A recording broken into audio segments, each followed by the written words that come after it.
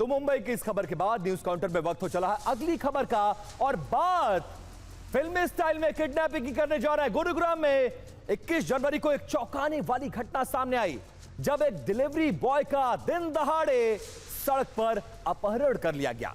पीड़ित delivery boy अपना काम खत्म करके लौट रहा था। उसी दौरान एक कार उसकी मोटरसाइकिल के सामने आकर रुकती है और दूसरी कार भी वहीं उसी वक्त आ जाती है। कार से उतरकर किडनैपर्स ने उसे लाठी लेकर जबरन अपनी गाड़ी में बैठाने की कोशिश की। जब डिलीवरी बॉय ने UEM जयपुर एक आदर्श लक्ष्य है। भावी छात्रों के लिए अच्छी नौकरी, भविष्य के लिए तैयार कौशल के साथ अच्छी शिक्षा। विरोध किया तो उसे मारपीट कर गाड़ी में बिठा लिया गया और फरार हो गए। खबर पुलिस को मिली तो तुरंत एक्शन शुरू हो गया। किडनैपर्स का पीछा करना पुलिस ने शुरू किया और पुलिस को देखकर किडनैपर्स घबरा गए और पुलिस ने इस पूरे मामले में बेहद तेजी के साथ कार्रवाई करते हुए चारों किडनैपर्स को दोनों गाड़ियों से अरेस्ट कर लिया है।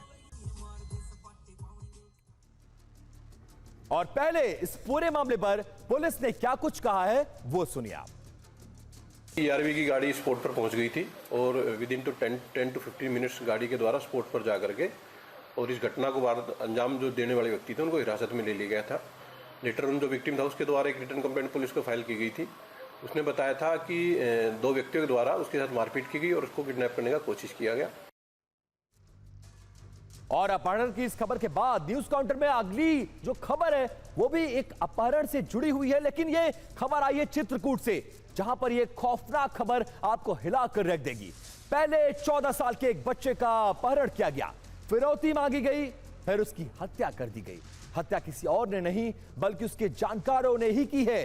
इस खबर को देखने के बाद आप ये सोचने पर मजबूर हो जाएंगे कि आखिरकार भरोसा करें तो करें किस पर। तो चित्रकूट के बरगढ़ इलाके में कपड़ा व्यापारी के 14 साल के बेटे आयुष का अपहरण कर लिया गया। मांगे पूरी ना होने पर बदमाशों ने उसकी निर्मम हत्या कर दी। बदमाशों ने आयुष के अपहरण के बाद परिजनों से 40 लाख रुपयों की फिरौती की मांग की थी।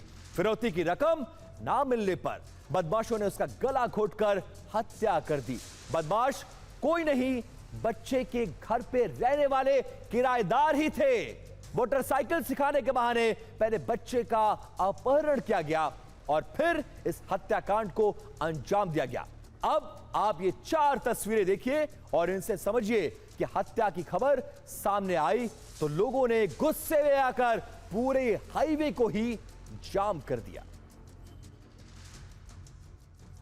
तो ये मासूम आयुष केसरवानी की फोटो है, जिसका फोटो हम आपको दिखा रहे हैं, और इसी बच्चे का मर्डर किया गया है, वो भी पैसे के लिए। बेटे की हत्या के बाद परिजन रोते बिलखते नजर आए और चारों तरफ इस खबर को लेकर बहुत ज्यादा लोगों में गुस्सा है।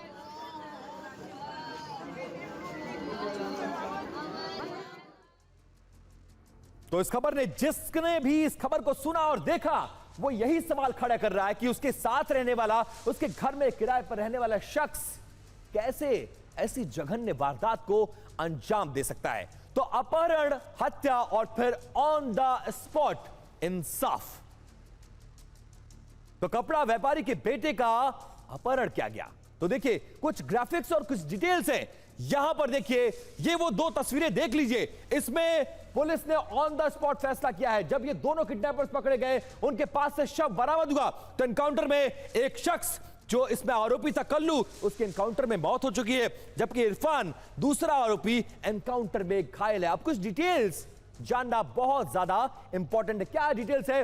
अपहरण, हत्या और फिर on the spot Insaf. Kidnappers ने 40 लाख रुपए की इस पूरे मामले में फिरौती मांगी थी। बच्चे की लोकेशन को जब तलाशा गया तो उसकी लोकेशन 100 मीटर दूर जाकर मिली है। उसके बाद पुलिस ने इन्वेस्टिगेशन करना शुरू किया। वहां अभियुक्त जो घायल है इस पूरे मामले में, उस इरफान का घर मौजूद था। पुलिस वहां रेड करती है। इरफान के घर से एक बक्सा मिलता है और उसी बक्से में मासूम 14 साल के आयुष केसरवानी का शव मौजूद था। आयुष का गला रस्सी से घोटा गया था और आयुष के सीने पर भी चोट के निशान बरामद हुए हैं।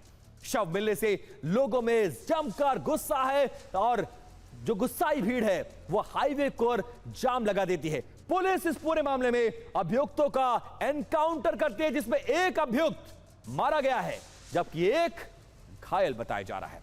इस पूरे मामले में चित्रकूट के एसपी अरुण सिंह ने क्या कुछ कहा है वो हम आपको सुनाते हैं। पुलिस ने नामित जो अभियुक्त जब उन्हें घेर घार के पकड़ लिया और उन्होंने स्वीकार किया घटना उनके द्वारा की गई है, तो बरामदगी के लिए सबसे पहले उन्होंने जंगलों में ले जा करके घटना में प्रयुक्त मोबाइल बरामद किया।